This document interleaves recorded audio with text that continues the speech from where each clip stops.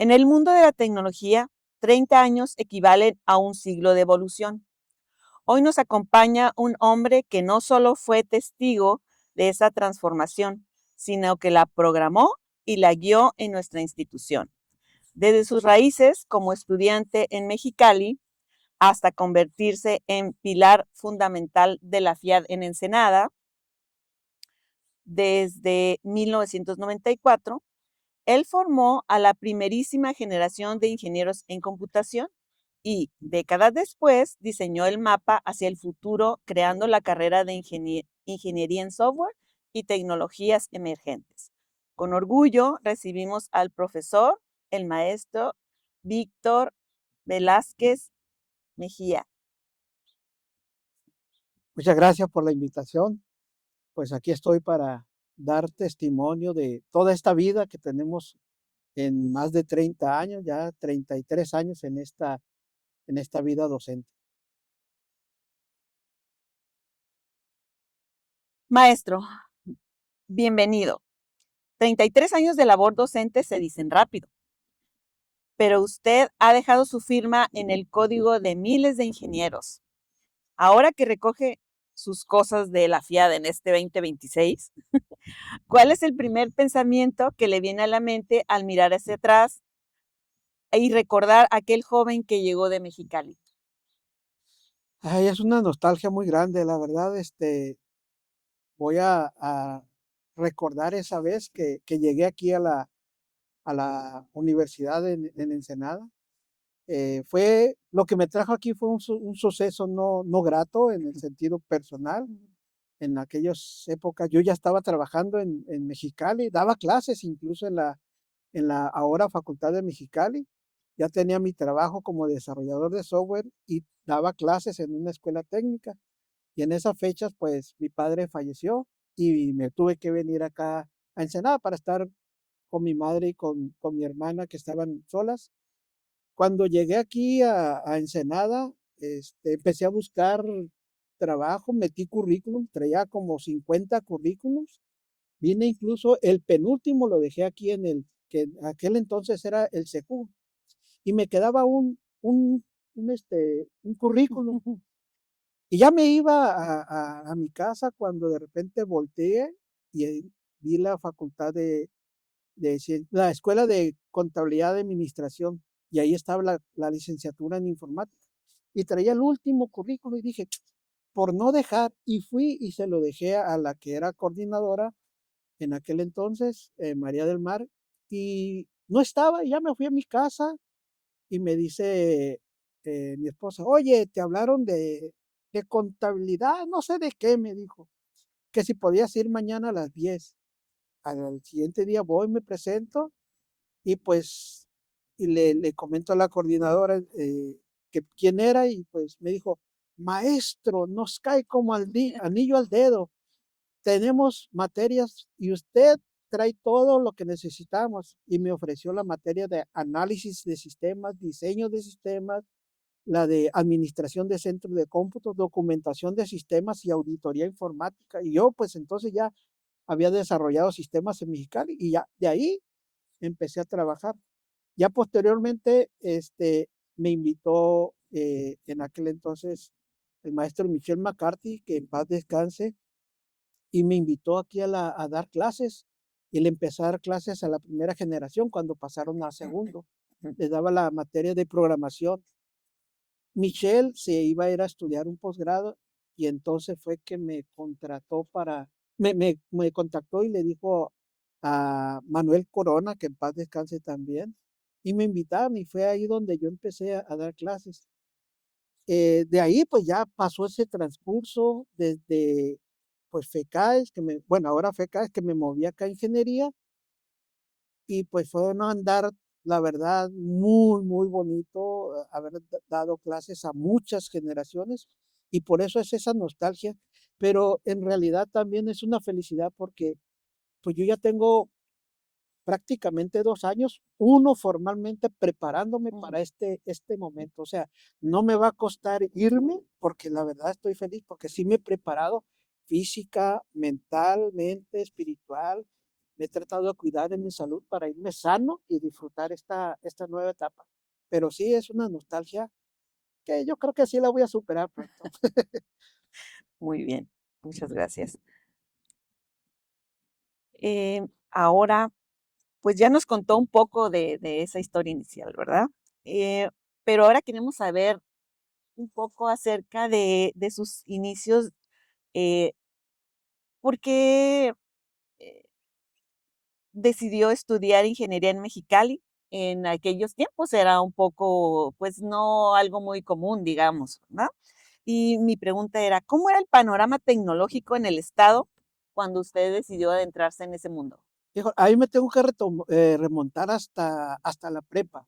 Eh, cuando yo estaba en la prepa, de hecho, estaba estudiando la tecnología de contabilidad. Entonces, ahí un amigo ya tenía estudios en una escuela técnica de computación y nos platicaba qué estaba haciendo. Y en aquellos entonces era la programación en BASIC, no había nada de lo que hoy estaba. Y a mí me emocionaba mucho y yo desde la prepa yo dije que quería ser ingeniero. No decía en computación, yo quería ser ingeniero en el área de programación, pero pues en aquellos entonces no había esa carrera de ingeniero en computación. Eh, Cuando decidí que quería estudiar esa área, aquí en la única parte donde estaba era en el CETIS, pero sabemos el CETIS, pues, para la economía familiar, pues no se prestaba eso. Y alguien le aconsejó a mi padre pues, que estudiara la carrera de física y que de ahí después hiciera una especialidad en, en computación. Me dio ese consejo porque, bueno, allá en Tijuana estaba la licenciatura en informática, pero yo definitivamente quería ser ingeniero, yo no quería ser licenciado, yo quería ser ingeniero, siempre quise, traía ese pensamiento de querer ser ingeniero y pues allá en Tijuana dije, no, es ser licenciado. Acá dije, bueno, es física y entonces yo entré a física y a los 2 meses me di cuenta que eso no era para mí. Esto lo digo sin pena, sin nada. Exámenes de 0, de 3, que me sacaba 3. Hay un, hay una, había un estudiante ahí que ya llevaba 6 meses en la UNAM y no sé por qué se vino para acá a estudiar física y él era el más alto, sacaba 6, nosotros 3. Y entonces dije, esto no es para mí.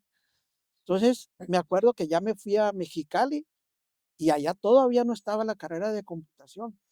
Dije, bueno, me voy a ir a Mexicali a estudiar electrónica y estuve un semestre en electrónica.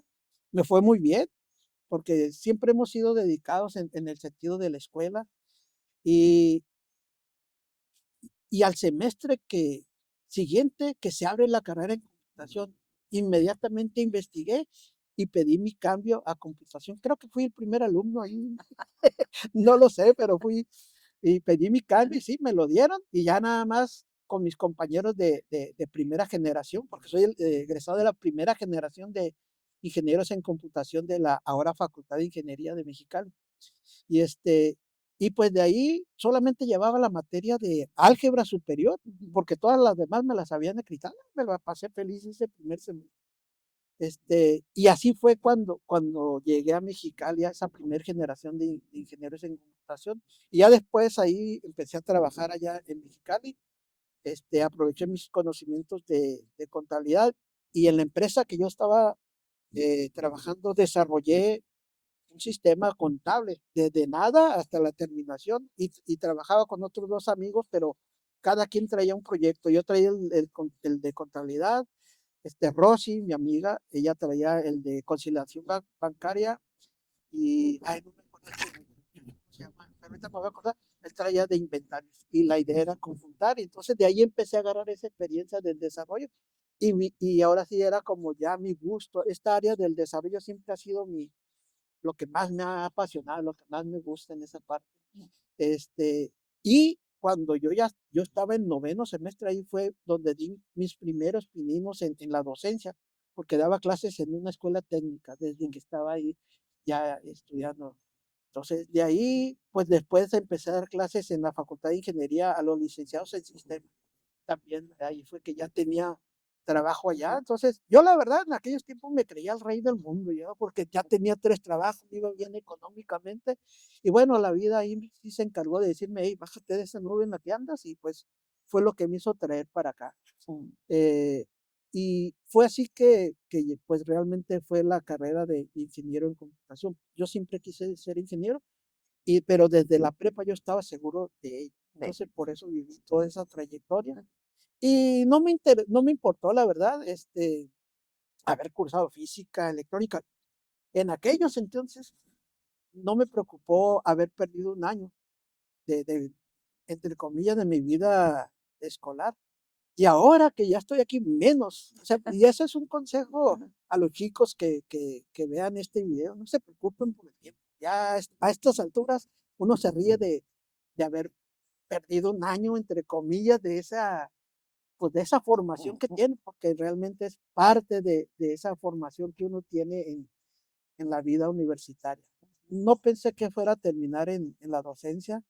Yo siempre pensé en el desarrollo de software. Gran parte del tiempo sí lo he dedicado a eso, pero la verdad estoy muy feliz de estar ahorita en este momento aquí. La verdad que sí. Muy bien, excelente respuesta. Gracias. Eh, Mucha experiencia. Ahora queremos saber de algo más. Eh, ya nos comentó usted que llegó en 1995 a atender la primera generación de ingenieros en computación. Ahora tenemos un poquito de curiosidad de cómo eran los laboratorios de la FIAD en ese entonces o con qué computadoras y sistemas operativos se contaban. Fíjate que en realidad a mí me ha parecido muy, muy importante toda la evolución de la facultad en general. Ahorita ves, quién sabe cuántos edificios, pero cuando yo llegué, incluso en la parte que ahorita conocemos en el laboratorio de civil, eran salones. A mí me tocó dar clases en esos laboratorios de civil. No había, pues no sé, varios edificios no estaban. El E45, el E55, había 3 edificios, creo, cuando yo llegué. Y ahí donde ahorita está civil, hay pasto y todo eso, pero en aquel entonces era terracería. Y me acuerdo que dábamos clases y los papás llegaban y se estacionaban ahí a esperar a los hijos. En aquel entonces, era algo curioso. Y pues no, la evolución de la FIAD ha sido muy, muy, muy grata. Hace poco, bueno, ya tiene mucho que leí el libro de la vida de Steve Jobs y recién acabo de escucharlo porque ahora pues lo escuché en audio todo el libro para repasar. Y en ese libro, cuando yo lo leí, me sacaron lágrimas ese libro porque era una nostalgia de que muchas cosas de las que platican ahí en la vida de Steve Jobs, fui contemporáneo, yo viví, por ejemplo, ahí decía la creación de la Mac, creación del iPhone, creación de no sé qué tanta tecnología. Y en aquel entonces había una Commodore que un amigo la tenía y lo que decía el libro la tenías que conectar a la televisión. Y, y la verdad, a mí ese libro lo amo, lo amé, lo escuché y otra vez me trajo nostalgias.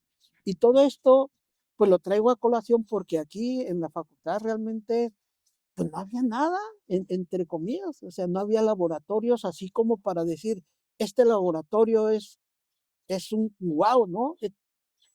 Esta pregunta sí me encantó porque creo que es algo bien importante para los profesores de las nuevas generaciones. O sea, ellos llegan ahorita, muchos de ellos, y muchas de las cosas ya están, ya el mantel ya está puesto, la comida ya está servida, pero para nosotros nos ha costado mucho trabajo haber levantado todo esto. O sea, no es que hoy llegan y pues ya está todo, ¿no? O sea, nosotros, una historia, te platico así muy rápidamente. Aquí en la facultad, hoy en día, tener un cañón en cada salón es muy común.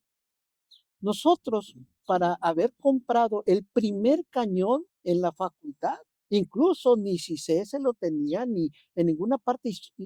Recuerdo el doctor Samarripa hizo una reunión en ese entonces con los civiles, los electrónicos y computación. Hizo una reunión para ver si comprábamos ese cañón. Ese cañón era de este tamaño, parecía un maletín de viaje, era de este tamaño. La verdad no me acuerdo cuánto cuesta, pero teníamos que utilizar los recursos de los 3 programas y lo compramos. Y los de ciencias, los de CICES venían y nos lo pedían prestado. O sea, de ese tamaño era la austeridad que en aquel entonces teníamos. Y obviamente hoy en día ves que las carreras están certificadas, que tenemos edificios, que tenemos laboratorios, pero eso no se logró de la nada, fue trabajo de muchos profesores que ya se fueron, de los pilares, en ese caso, por ejemplo, te estoy hablando de los civiles, que ellos comenzaron con la carrera de ingeniería civil en obras portuarias. Así es. Y pues ahí en aquel entonces estaba Fortunato, el ingeniero Ricalde, no sé, todas esas generaciones que ya se fueron, Blanquet, Morales, se me fue el nombre del otro maestro decano, Obregón, que ellos fueron los pilares de esta escuela. De hecho, tengo mis compañeros de la prepa, algunos estudiaron en las primeras generaciones de esa ahora ingeniería civil en obras portuarias. Después vinieron pues los electrónicos, ahí es donde viene con los que ya se están yendo, bueno, ya se fueron Humberto, Miki, etcétera, ¿no? Todos ellos, Iván, y esas 2 generaciones fueron las que impulsaron todo ese trabajo. Después llegamos los de computación, en donde pues un servidor fue el segundo coordinador, digamos, de la carrera, donde empezamos pues a traer gente importante, pues estuvo pues, la maestra Lucerelia, que vino a apoyarnos, me acuerdo la maestra Lourdes Solache, la maestra Ide, Juan Pablo, y así fuimos armando el equipo de trabajo, Cristian, Sergio, etcétera, y le fuimos dando ese fortalecimiento a la carrera. Y todo lo que tú ves, repito, pues realmente es un trabajo arduo que nos ha costado muchísimo y es lo que, digamos, yo creo que con la jubilación del maestro Parra y un servidor se va a cerrar ese ciclo así como de amistad en ese grupo que siempre estuvo sacando adelante a la facultad.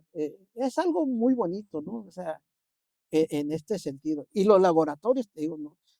De hecho, por eso te comento, aquí tuvimos una iMac, la primera iMac, tuvimos la de Sun Microsystem, también otra infraestructura, etcétera. Tengo una anécdota que viví cuando yo era coordinador. Me acuerdo que en aquellos entonces estaban los sistemas multimedias y pues yo pedí ocho máquinas para pues, que los chicos empezaran a desarrollar multimedia. Me acuerdo que acá nos decían, ¿para qué quieren eso, maestro? ¿Quieren ver películas? ¿Qué pasa? Somos ingenieros en computación, van a desarrollar tecnología. El chiste que sí hubo un pequeño ahí traba, pero a fin de cuentas logramos que nos como la trajeran y pusimos nuestro laboratorio de software. No fructificó en aquellos entonces, pero bueno, ahí se creó eso, ¿no?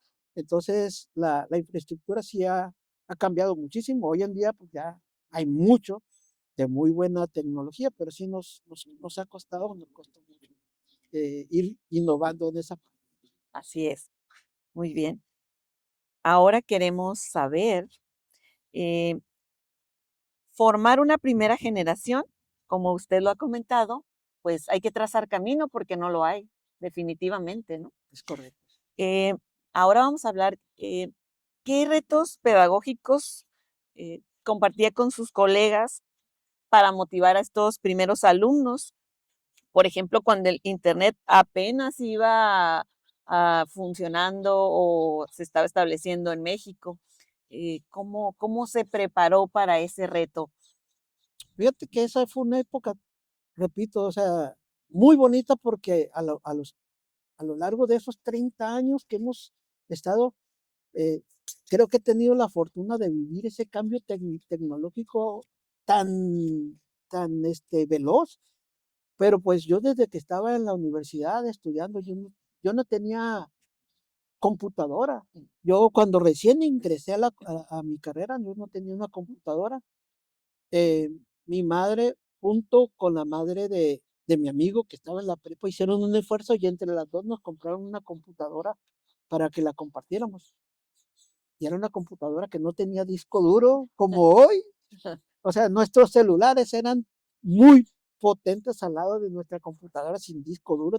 Era de las que tenían los dos drive y cargabas el sistema operativo de MS2, sacabas ese, metías el lenguaje, el editor de Turbo C del lenguaje C1.0 y todo el internet, o sea, nada de eso. Tenías que ir a la biblioteca y nos veías estudiando ahí. Como te digo, en la escuela siempre fuimos pues, estudiosos, no quiero presumir de eso, pero siempre estuvimos estudiando.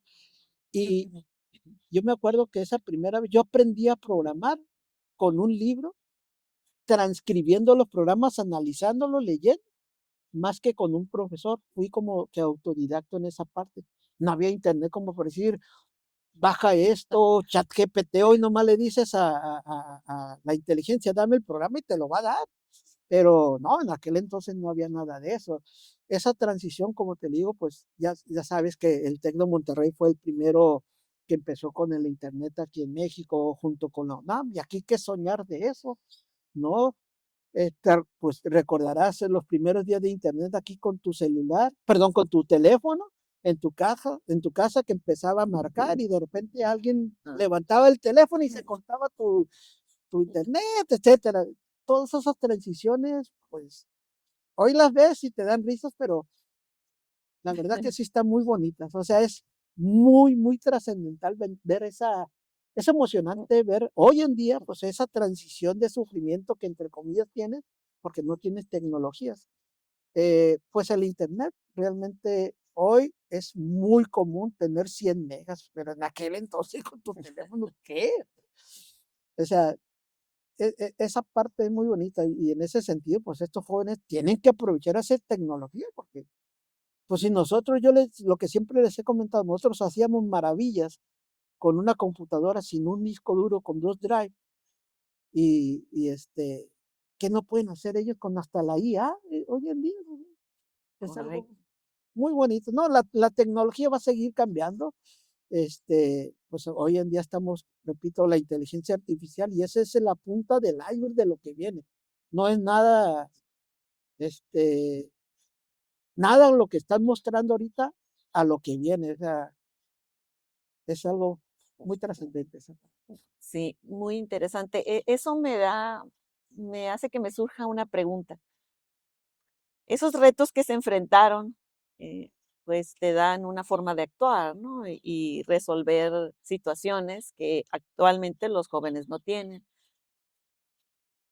¿Cómo entonces motivaríamos a nuestros actuales estudiantes para aprovechar esa tecnología?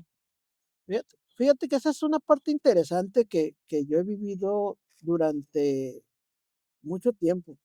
Hace mucho yo leí un artículo que me dejó impactado en cuanto a que las generaciones siempre son las mismas.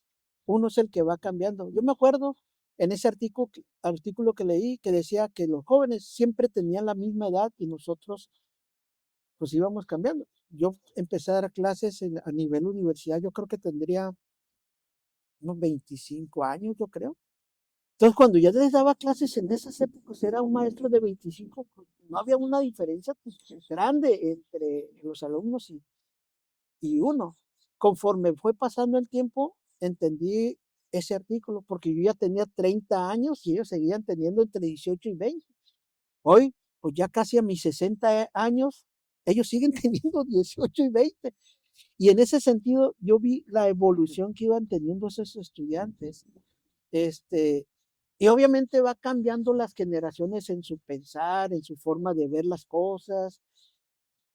Algo que sí he notado que hoy en día los chicos leen menos, y yo siempre, incluso hoy en día los impulso a que lean, no solo del área tecnológica, sino libros de novelas, de todo eso, porque realmente esa parte está un poquito descuidada por los chicos. Yo les decía, ah, de repente a los chicos, yo veía un libro, perdón, un muchacho con un libro, y digo, ¿qué es esto? Y luego se me quedaba viendo, no, pues un libro, qué raro, le digo, ¿traes un libro? No, sí, profe. No, le digo, te digo, es que En realidad, hoy en día yo ya no veo chicos que traigan libros con ellos, pues ya todo en internet, etcétera. Y bueno, eso es comprensible, pero realmente creo que el uso de la tecnología no es el adecuado a lo que estamos en estos días, ¿no? No lo usan como un profesor personal, lo usan como el que te está resolviendo los problemas. Yo les digo, yo sí uso la inteligencia artificial, pero yo lo veo como un asesor, como un profesor a que lo estoy consultando de lo que estoy haciendo, etcétera. Y ellos no, muchos de ellos lo ven como, hazme la tarea y aquí está el profesor y aquí está mi tarea, ¿no? Eh, hace poco, el semestre antepasado, yo creo unos chicos presentaban un software para que le ayudara al profesor a revisar las tareas a través de la inteligencia artificial. Yo les decía entre serio y entre broma, les decía, ¿a dónde quieren llegar? A que la inteligencia artificial revise los trabajos de inteligencia artificial de los alumnos, o sea, porque pues, si tú me vas a ayudar con la inteligencia artificial a revisar los trabajos que los alumnos hacen con su inteligencia artificial, ¿dónde va a quedar el papel de la enseñanza-aprendizaje? Y se quedaron así como que, digo, pues es que para allá está tendiendo y esto no debe ser así, no, no es de que yo le deje la tarea a la inteligencia artificial ni que ellos hagan su trabajo con la inteligencia artificial. Y en ese sentido yo creo que sí tenemos que trabajar bastante, ¿no? Siempre he pensado que las universidades son las cabezas pensantes de una universidad. Es decir, de aquí es donde debe salir el talento para dictar hacia dónde va un país. No digo que la gente que está en la industria y todo eso, pero en teoría aquí está la gente investigadora, etcétera. Deben marcar la pauta dónde debe ir el país. Pero digo, en veces las cosas son al revés. En lugar de que nosotros como universidad permeemos a la sociedad con todos sus bemoles permea la universidad y bueno, es cosa que se tiene que resolver. Y en ese sentido, por la pregunta, pues creo que a nuestros chicos sí les hace un poquito más de falta en esa apertura a estar inmersos en estudiar, en hacer los trabajos, etcétera, en esa eh, parte de ser más proactivos Ujú, que, que, correcto. que, pues pasivos en lo que... Es exacto, exactamente, no, muy buena respuesta. Muy bien, pues seguimos porque queremos saber muchas más cosas todavía. Ok, ahora queremos saber un poquito acerca de cuando le tocó asumir la coordinación de la carrera. Ahí, ¿cómo se logra equilibrar la rigidez de un plan de estudios universitario? Ahora sí, con la velocidad a la que cambia la tecnología. ¿Cómo nos preparamos ahí? Fíjate que eso también fue muy interesante.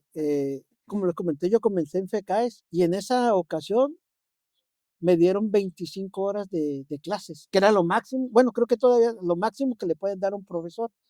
Este, y fue la única vez que yo tuve 25 horas en la universidad. Primer semestre que llegó. A partir del segundo semestre a la actualidad, yo siempre tuve 40 horas. No era tiempo completo, pero sí tenía mis 40 horas. Entonces allá daba mis 15 horas de clase y me pagaban 15 horas para que les ayudara a hacer cartas descriptivas, porque en aquel entonces estaba en proceso de pasar de plan rígido a plan flexible. Y me invitaron y empecé a trabajar en ese, eh, en ese ambiente y debo confesarlo, yo empecé a aprender ese proceso de cuáles eran las cuestiones importantes. Y empecé a presentar algunos trabajos. De hecho, voy a confesar algo que me dio pena en aquel entonces. Yo ya lo tomo como, como broma. Yo presenté un trabajo allá en la Escuela de Contabilidad y me acuerdo que un profesor me dijo, ¿y qué hay del estado del arte? Y yo me quedé del estado del arte.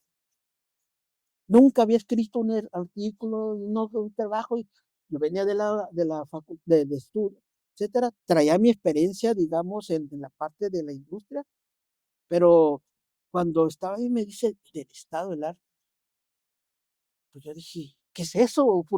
¿De estado del arte? ¿Qué es eso? Yo pensaba que estaba hablando de, no sé, de arte, pintura, música. Y hoy, pues uno sabe el estado del arte es cómo está la situación en ese momento de la industria, de la tecnología, quiénes son los que van en vanguardia. Y sí, a partir de ahí sí me dio tanta vergüenza no saber que yo me puse a documentar en muchas cosas.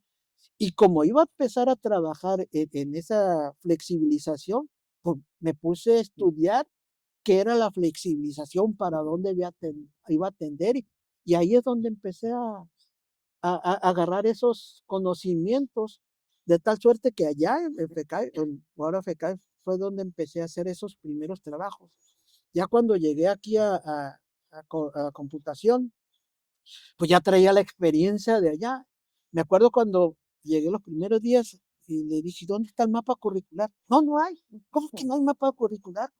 No había, entonces yo me di a la tarea de empecé a hacer el mapa curricular, etc., trayendo la experiencia. Y ahí fue donde yo empecé a darme la tarea de buscar, por ejemplo, profesores del área. Y lo que yo quería era traer expertos en el área no sé, me acuerdo que eran por ejemplo, si era la cuestión administrativa, de informática, de electrónica, de computación, todas las áreas, y empecé a buscar maestros que fueran expertos en eso. Y pues nos fue muy bien, y ahí es donde empecé también a desarrollar esa aparte de del mapa curricular y todo eso. Ya después vinieron muchas tareas de las acreditaciones, pero yo ya me iba empapando y en ese sentido pues, me fui aprendiendo y pues desarrollando y adquiriendo esos conocimientos. Muy bien, excelente. Pues mucha preparación. Y a otra pregunta, ¿usted recibió algún apoyo de la UABC? ¿Se apoyó en sus compañeros? ¿Había algo? ¿No había? ¿Cómo fue esos inicios, por ejemplo? Porque me parece muy interesante su preparación, porque quiere decir que no era algo común, ¿no? No, Entre no, todos los docentes, por sí, ejemplo. sí, la verdad que no era algo, o sea, iban haciendo esas cuestiones perdón, de los planes de estudio, del plan rígido a flexible, etcétera. Y fíjate que algo que yo creo que a la universidad le hace falta mucho. Yo creo, bueno, igual y todo ha cambiado hoy en día las tecnologías, las nuevas facetas de todo eso. Pero cuando yo ingresé, yo me acuerdo que nos daban un curso de inducción a los profesores. O sea, nos decían de los reglamentos, nos decían cuáles eran tus derechos, cuáles eran tus obligaciones, pero eran unos cursos que duraban una semana. Y esos cursos tenían una característica para mí, que hoy en día, eso es lo que digo, sé que ha cambiado las cosas, pero hace falta esos cursos presenciales, porque yo me acuerdo que en esos cursos presenciales de diferentes cosas, para los nuevos planes de estudio, nos juntaban a profesores de FECA, de ECA, de marinas, de ciencias, de ingeniería, de todas partes, y confluctuábamos en un grupo. Y ahí es como yo conocí mucha gente de marina, de ciencias, de FECAE, de ingeniería, y hasta hoy en día te puedo decir que, no sé, un ejemplo de un profesor de ciencias que, que dejas de verlos naturalmente porque pues están allá y estoy inmerso en tu trabajo. Pero si hoy en día tiene poco me lo encontré hace, bueno, ya no tampoco, pero me lo encontré y ¡pam! Me lleva, me da un sopapo. Yo digo, ¿qué pasó? Y ya volteo y le digo, hey, Pancho Ley, ¿qué haces?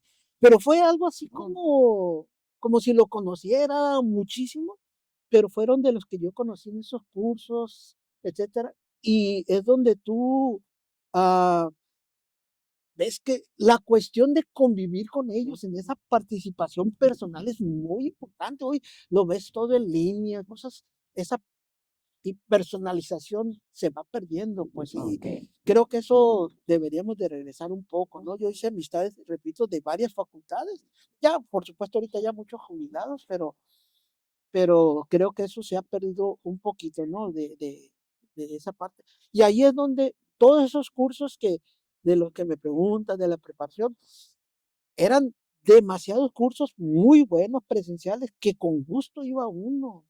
O sea, no digo que hoy no los tome con gusto, pero esa parte de la Ajá, convivencia ya se pierde, se pues, pierde. se pierde. Pero sí, es a través de cursos, de todo eso.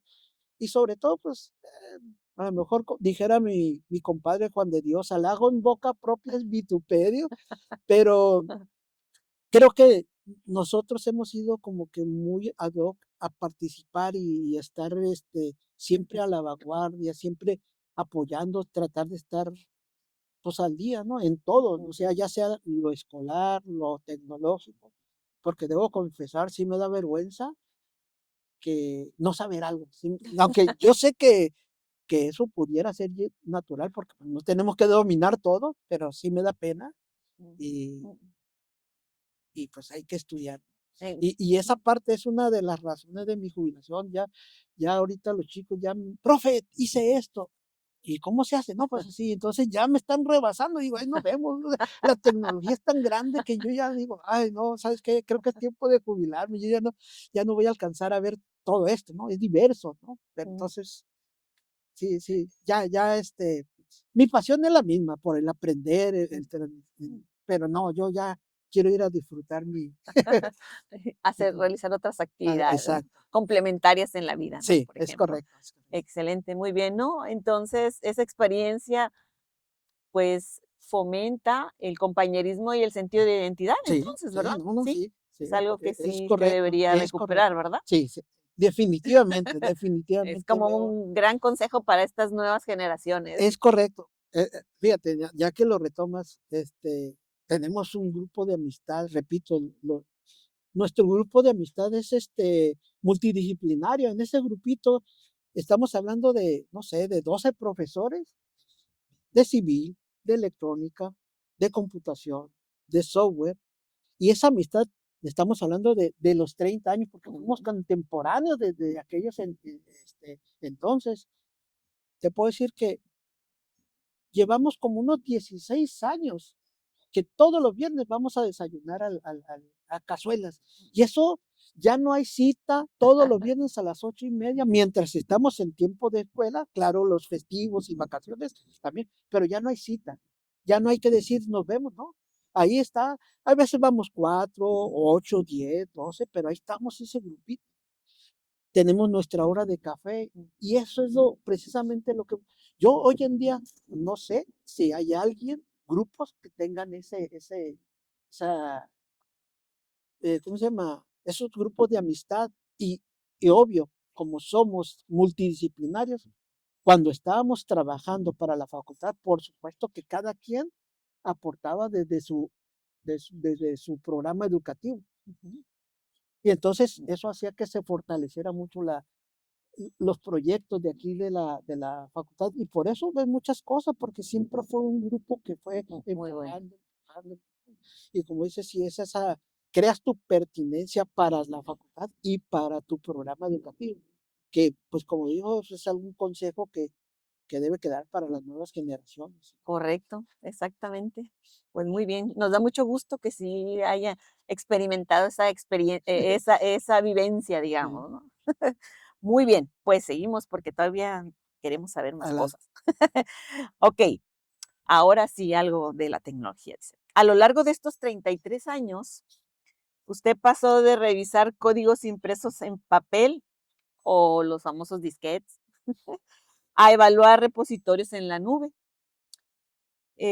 Ya nos ha hablado de cómo le ha hecho para mantenerse al día, eh, pero ¿usted cree que la tecnología rebasa la, am, lo que se enseña en el salón o el conocimiento que se comparte? ¿Cree que lo rebasará o sí podemos estar a la par?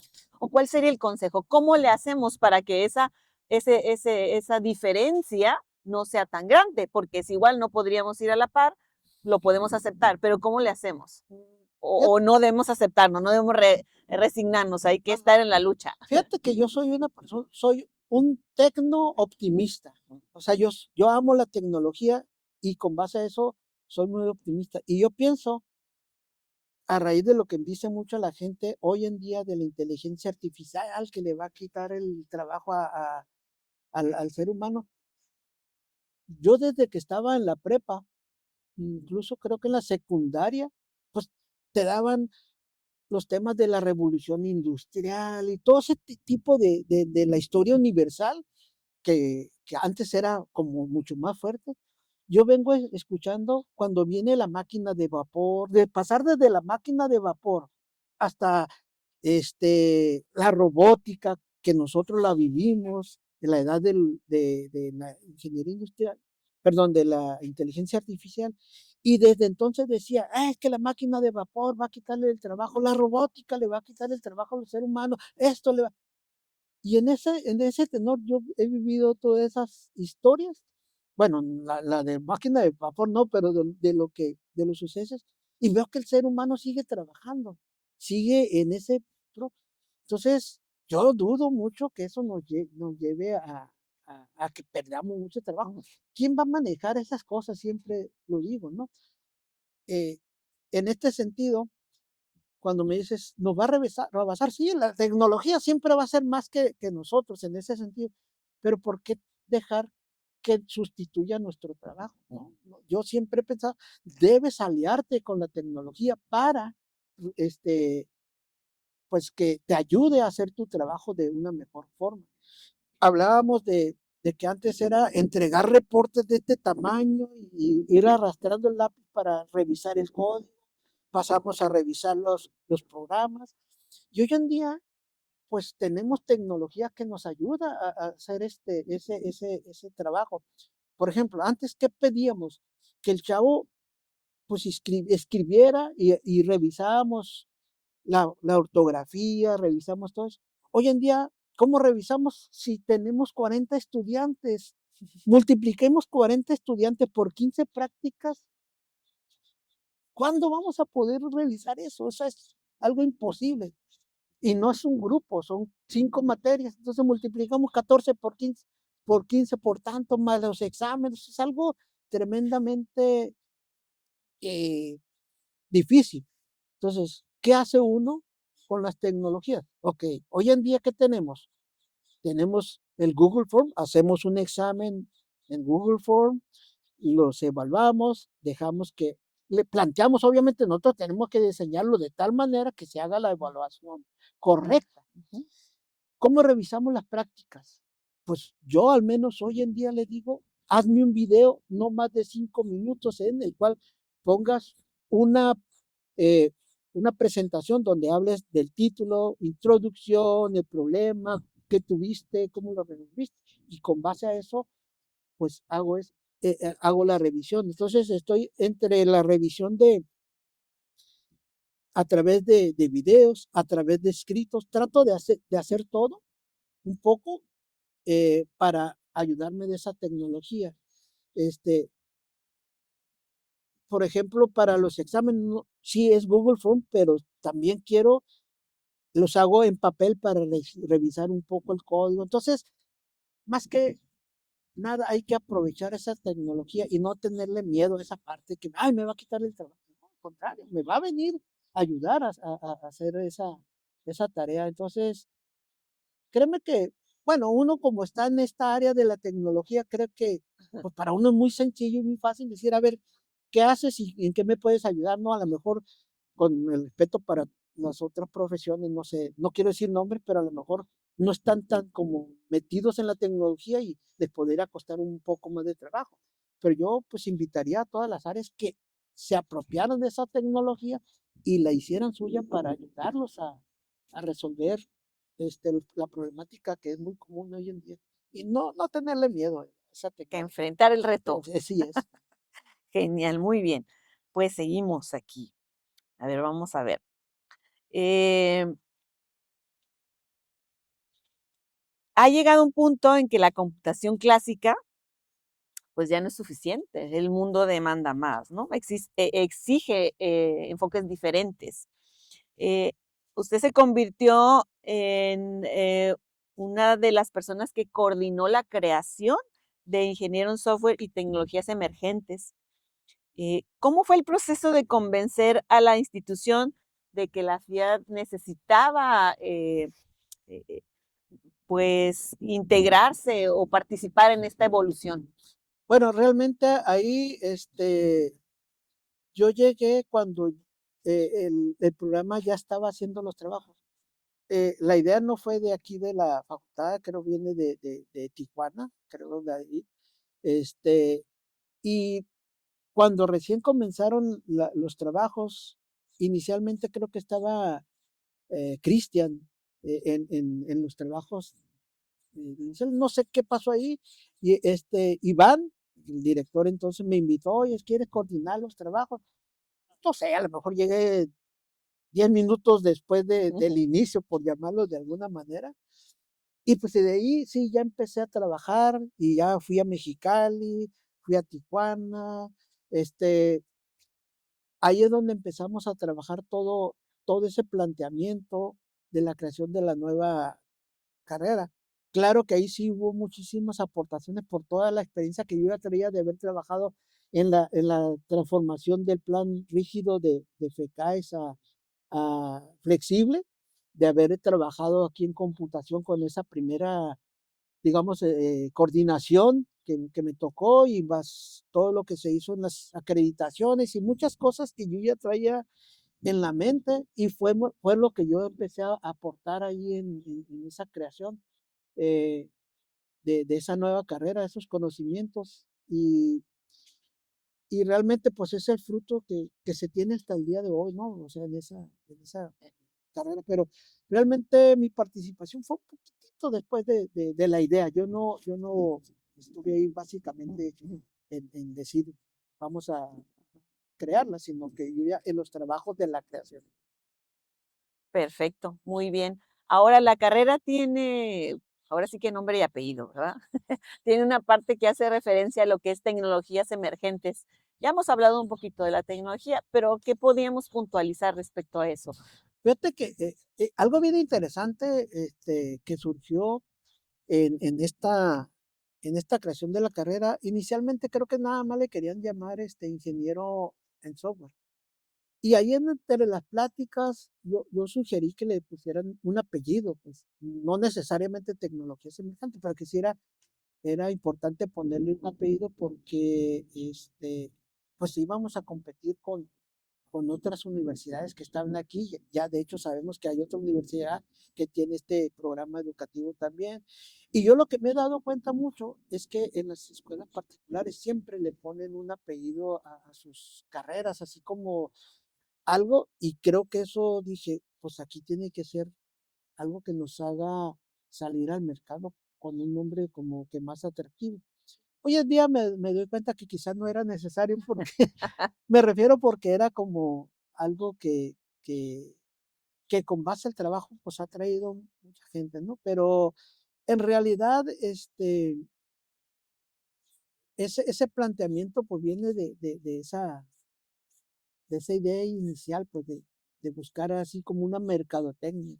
La universidad, en vez de yo digo que no necesita pues ser la universidad que ya tiene su población o sus ingresos así como pues naturales, Ujú. pues Su prestigio su natural, prestigio, ¿no? sí, exacto. Muy bien, perfecto.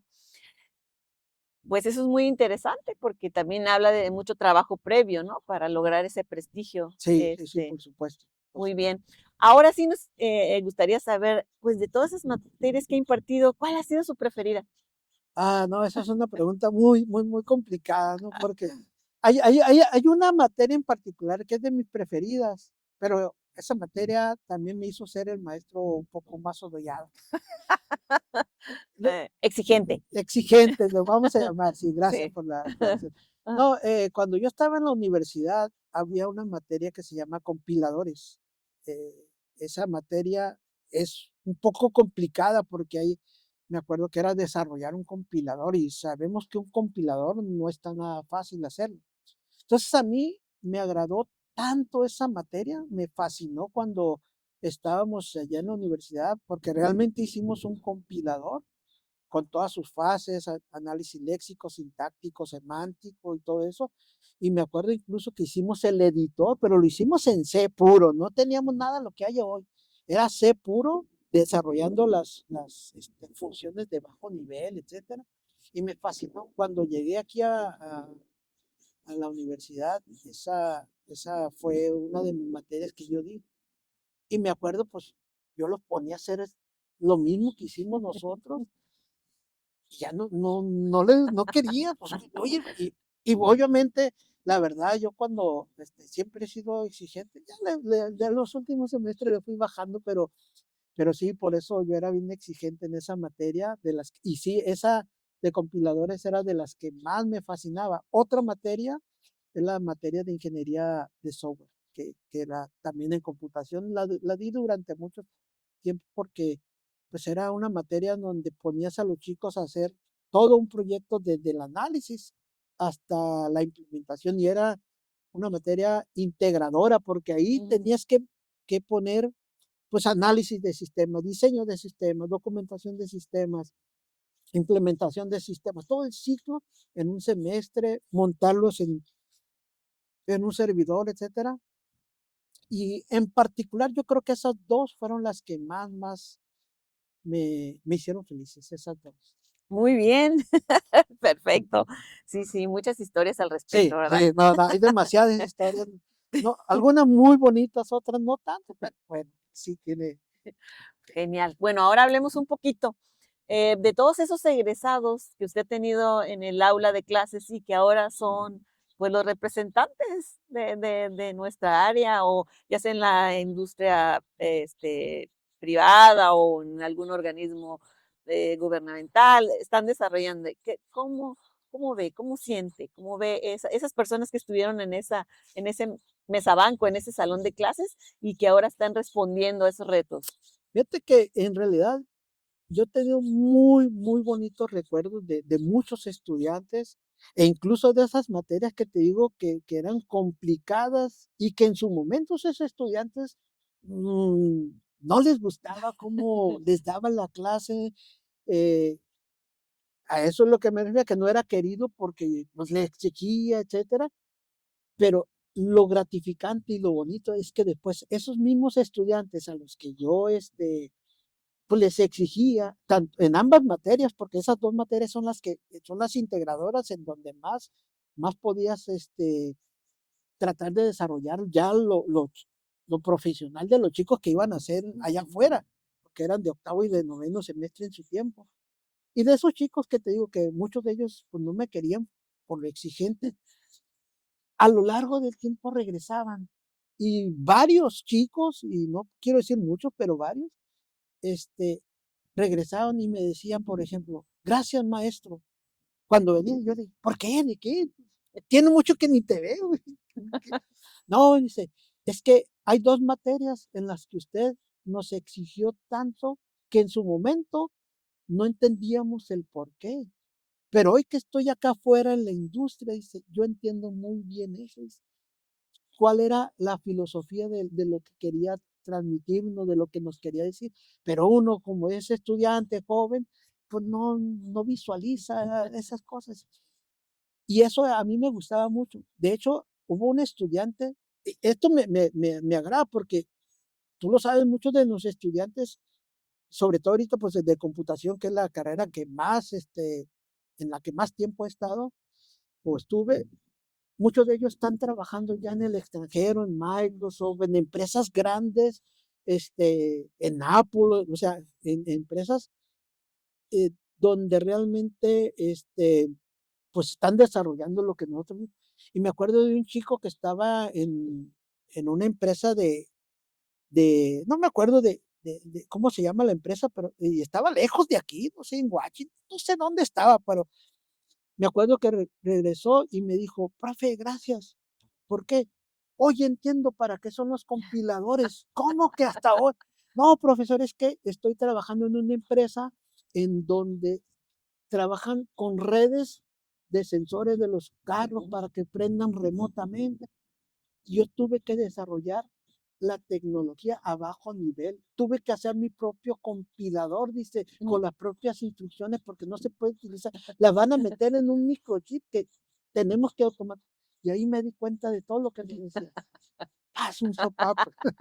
Bueno, meta Pero lograda, ¿no? es correcto, ¿no? Y así mismo, por ejemplo, hoy hay chicos que no sé, les di hace varios años, y, profe, me da una carta de recomendación porque quiero estudiar posgrado. Entonces, eso, pues el que regresen a ti y te agradezcan algo, que uno nunca lo hace con esa fin, pero sí se siente bonito, sí es algo muy, muy, muy agradable. Y único, ¿no? Sí, Es sí, algo porque sí, no, el impacto que se logra en la vida sí, profesional de esas es personas, correcto, sí. muy bien. Ahora queremos saber algo de los que van ingresando. ¿Qué les podemos decir a esas nuevas generaciones? Sobre todo, pues, a la carrera de ingeniero de software y tecnologías emergentes, Fíjate ¿no? que yo no limitaría el mensaje a los del programa de software, no, yo se los Todos. diría a los de computación, a los de software, a cualquier Genial. estudiante que Ah, ingrese. ajá, Eh, Creo que aquí lo importante es que ya ellos, los chicos, ya entiendan que están en la universidad. Eso es lo primero, lo que entiendan que están en la universidad y que es otra cosa. Aquí van a encontrar profesores muy exigentes de primer semestre, o sea, y ellos deben de entender eso. Esa es una de las cosas que yo les diría, que entiendan que están en la universidad. Dos, que lean. ujú, Ese es algo que, que no tenemos ahorita con nuestros chicos mayormente, ¿no? Y no lo digo de aquí particularmente, es en toda la en general. sociedad, en todas las universidades, eso está pasando, no es particular de nosotros. En ese sentido, yo creo que los chicos deben de leer, porque eso de leer obviamente te da una cultura muy grande, muy grande. Y no te voy a decir que yo he sido un lector, no, había sido un lector asiduo. Yo empecé a leer tarde, yo empecé a leer cuando estaba en la universidad. Antes de la universidad, yo no leía mucho. Este, yo empecé a leer en la universidad gracias a un amigo mío, eh, Francisco Padilla, que en paz descanse, que estábamos estudiando en Mexicali y él se venía para acá a Ensenada. Y entonces él sí leía mucho y me había acostado ahí Ujú, el fin de semana allá en mi casa. Y él agarró un libro y me lo aventó ujú. y me dijo, ponte a leer, Pip. Y pues ya agarré y lo empecé a leer ese libro. No era libro de tecnología, era un libro, digamos, de, ¿cómo se llama? Lo dije hace rato, se me fue, pero de cultura general. Ujú. Ese libro lo leí el fin de semana. Lo leí en 2 días Ujú. prácticamente. No, el primer libro que yo leí así que se llama Diario Corazón de un Niño, Ah, de Edmundo de Amicis. Ese fue mi primer libro, me gustó tanto y después me di cuenta que ese libro fue hecho película, mm, fue actuada por López Tarso. mm. Y yo dije, wow, leí un libro bueno sin saberlo Ajá, gracias a mi amigo. Y ajá. eso de la película me di cuenta tiempo después. De ahí, gracias a mi amigo, empecé a tener esa pasión por la lectura. Y algo que me dio, y eso lo digo con mucho gusto, porque los chicos deben de entender que la lectura te llena de cultura, te llena de tecnología, te llena de muchas cosas. Yo me acuerdo que yo leía en mi sillón café o vinito de repente, y me acuerdo que mi hija, que en paz descanse, Caret, me veía Ujú. y esa niña desarrolló esa de la lectura. Y yo decía, esta niña me va a hacer pobre porque yo cada que salía le traía un libro y le decía, cada que tú termines un libro te voy a comprar otro. Pues no, me iba a dejar pobre esa niña, porque libro de 300 400 pesos y por eso sí. A lo que voy es que la lectura es bien importante. Sobre todo, por ejemplo, Caret escribió un libro en la secundaria, les pidieron ese trabajo. Cuando yo lo leí dije, wow, o sea, el nivel de escritura que tuvo está fabuloso. Entonces yo dije, la lectura es indispensable. Y en ese sentido, a estos chicos hay que hacerles que lean. No sé, incluso yo les podría aconsejar a los profesores hoy en día que les pongan sus 5 puntos si quieren por lectura, o sea, para tratar de que estos chicos hagan eso. Fomentar. Eso es en cuanto a la lectura, que se crean que ya están en la universidad, que estudien. Y hay algo importante, algo súper importante, y eso se los doy cada semestre como consejo a mis estudiantes. Aléjense de las personas que los alejan de sus proyectos de vida. O sea, ahorita uno en la universidad cree que todos son mis mejores amigos y con el tiempo te das cuenta que no es así. O sea, yo les digo, aléjense de la gente que les va a alejar de sus proyectos de vida. Y algo bien importante, ya con esto cierro esta partecita, les digo algo que yo les diría a los chicos. Yo les pregunto, ¿cuál es tu expectativa de vida? Cada semestre, a los que ingresan a software, les pregunto, ¿cuál es tu expectativa de vida? Y algunos me dicen, no, pues que 50, 70 años. Les voy a dar 80 años de vida, les digo, les voy a dar 80. Les digo, ¿cuántos años tienen ahorita? No, pues 25, 20, perdón, 20. Ok, unos 18, vamos a cerrarlo en 20. Entonces yo les pido, y esto lo digo a los chicos y lo voy a decir viendo a la cámara, les pido que inviertan 5 años de su vida en prepararse para ser ingenieros. ¿Por qué? Porque una vez que egresan, son ingenieros y a partir de ahí muchos hasta ahí van a llegar. Y de ahí es donde se van a desarrollar ya como profesionales. Por eso le digo, inviertan 5 años de su vida en prepararse conscientemente para llegar a esa parte de ser ingenieros. Ya de ahí lo que hagan, maestría, doctorado, postdoctorado, ya es ganancia. Pero si son buenos ingenieros, con eso tienen para vivir el resto de sus vidas. Ya, pues, económicamente, supongo que bien. Entonces, para mí, esos son los consejos que yo le doy a los chicos. Que Excelentes consejos. lectura y que se preparen 5 años a conciencia para ser ingenieros. Así es. Y de ahí, ya lo demás de estudio, eso va a venir. La vida nos los proporciona, Así ¿verdad? es, así es. Esos retos. Muy bien. Ahora que nos interesa saber, si pudieras resumir tu vida, que es difícil, obviamente, ¿no? Pero vamos a hacer el intento, ¿no? Aquí los retos nos gustan. Desde ese primer día que tú pusiste un pie en la universidad, la carrera que sea, hasta el día que tú decides ya es hora de mi jubilación, ¿tienes alguna palabra, alguna frase? ¿Cómo lo podrías resumir? Ah, es una frase. Yo sí sé, yo tengo una frase que siempre eh, me ha gustado y voy a retomar poquito del por qué llegué a esta frase. Yo llegué a esta frase otra vez gracias a mi amigo Paquito Padilla, que paz descanse. Él era ingeniero civil y bueno, yo ya me vine para acá, él se quedó allá y en una de mis visitadas que le daba allá, una vez le dije, Paquito, ¿qué estás haciendo? ¿En qué estás trabajando? Y él me dijo que iba a poner un poste para que montaran lo de las energías eólicas. Entonces yo me quedé, ¿cómo? Sí, oye, pero ¿no te da miedo hacer eso? Acuérdate que, pues, los abanicos, si está un poquito, empiezan y digo, eso tiene que estar bien calibrado, bien, bla, bla, bla. Entonces me dijo, le digo, ¿no te da miedo? ¿Qué pasa? Voltea, se me queda viendo y me dice, ¡pip! ¿Que no somos ingenieros? Y le dije, está bien, ya no dije nada.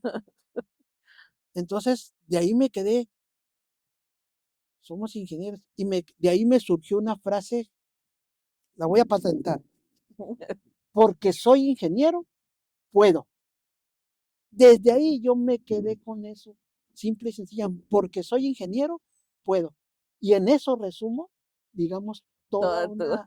toda una vida desde el inicio hasta el día de hoy, que simple y sencillamente, y eso estaré mal si quieren, pero yo para mí, porque soy ingeniero, puedo. Y de esa manera yo he construido mi casa con estas manos, sin ser ingeniero civil y todo, gracias también a la información, toda esa herencia cultural que me dejó mi padre. Yo me atreví a construir mi casa desde los cimientos, bardas, todo, yo. O sea, en mis tiempos libres, con la ayuda de mi hija Denise, que también ella es chiquilla, y ahora ella es ingeniera civil. Entonces, no sé, esa frase creo que ahí resume toda mi experiencia, toda mi vida de esta parte de ser ingeniero. Genial. Muy bien, me parece muy bien. Es que a veces, bueno, en nuestro caso somos ingenieros, pero no sabemos que somos ingenieros Exacto, hasta que lo visualizamos un día, sí, ¿verdad? exacto. Exacto. Entonces es eso, hay que visualizarse como lo que somos, eh, ingenieros. Ingeniero, es correcto. Genial, muy bien.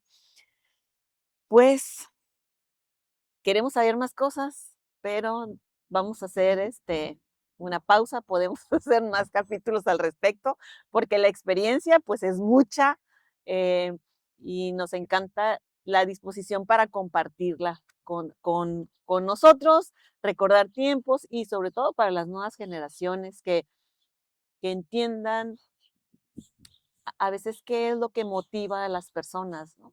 Y eso también les ayuda pues a encontrar su motivación, porque eso es algo como individual a cada persona, ¿no? Muy bien. Entonces, pues creo que hoy cerramos con lo siguiente.